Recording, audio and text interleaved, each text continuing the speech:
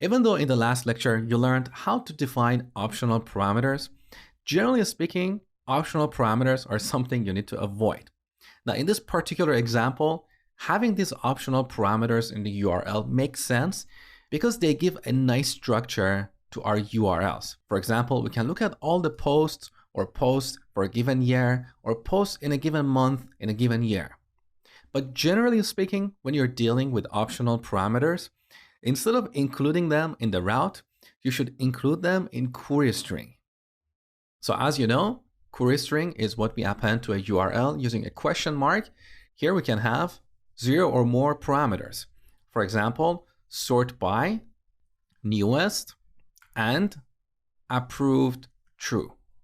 So let's imagine we only want to see the approved posts, and we want these posts to be sorted by newest.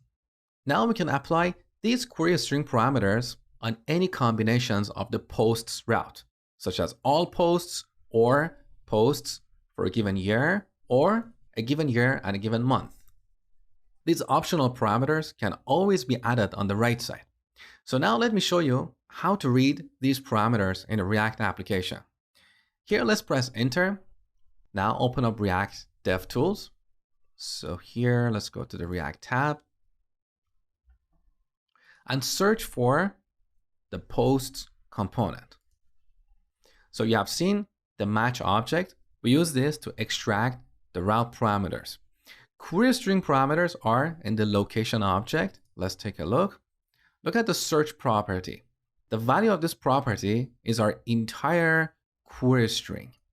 Now, we don't want to manually read this string, parse it, and extract the value for these parameters. There must be a better way. So here in the terminal, let's install query-string version 6.1.0. This is a very popular NPM package for working with query strings. All right, installed. Now, let's go to our posts component. So in this functional component, currently we are destructuring the props object and getting the match property. We should also add location. Now, we're going to get location.search. This is a string, as you saw earlier.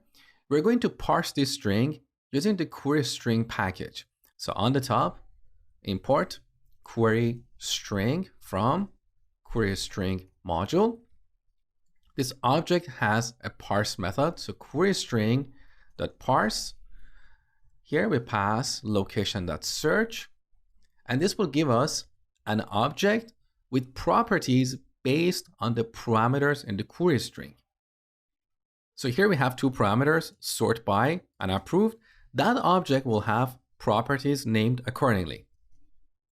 So we can either store everything in one object or use object destructuring to immediately extract the sort by property. In this case, I want to show you the actual object. So let's log this on the console. Now back in the browser. So this is the object that we get as a result of parsing the query string. Note that the values here are always string. So if you want to work with numbers or booleans, you need to parse them accordingly.